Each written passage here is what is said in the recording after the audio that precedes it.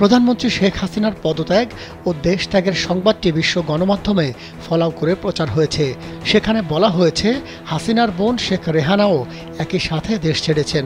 আজ সোমবার এমন খবর জায়গা করে নিয়েছে বিশ্ব গণমাধ্যমে। বিবিসির খবর, শেখ হাসিনা পদত্যাগ করেছেন। বিবিসির স্থানীয় প্রতিনিধির বরাতে এ খবর দেওয়া হয়েছে। সেই সঙ্গে বিবিসি জানিয়েছে, শেখ হাসিনা নিরাপদ আশ্রয়ের জন্য দেশ ছেড়েছেন, সঙ্গে শেখ রেহানাও আছেন। আল জাজিরা বলছে, একটি সামরিক হেলিকপ্টারে করে শেখ হাসিনা দেশ ছেড়েছেন। তার সরকারি আবাস গণভবনে হাজারো মানুষ ঢুকে পড়েছে। এএফপির খবরেও বোনকে সঙ্গে নিয়ে শেখ হাসিনার দেশ ত্যাগের খবর প্রকাশ করা হয়েছে।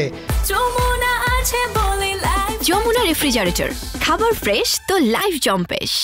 সংবাদ মাধ্যমটি বলছে, নিরাপদ আশ্রয়ের উদ্দেশ্যে তিনি বাংলাদেশ ছেড়েছেন। স্থানীয় গণমাধ্যমের বরাতে এএফপি বলেছে, হাজারো মানুষ গণভবনে ঢুকে পড়েছে।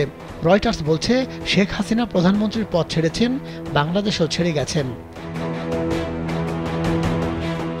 পশ্চিমবঙ্গের বাংলা সংবাদপত্র আনন্দবাজারের খবরে বলা হয়, প্রধানমন্ত্রী শেখ হাসিনা বোন রেহানাকে নিয়ে ঢাকার বাসভবন তথা গণভবন ছেড়েছেন।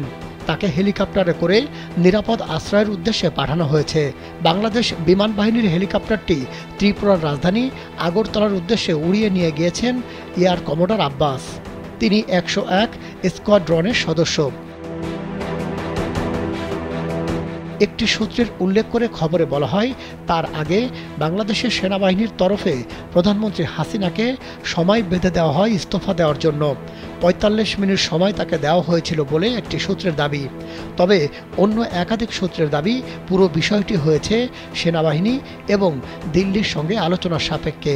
তারপরেই হাসিনা ইস্তফা দিয়েছেন।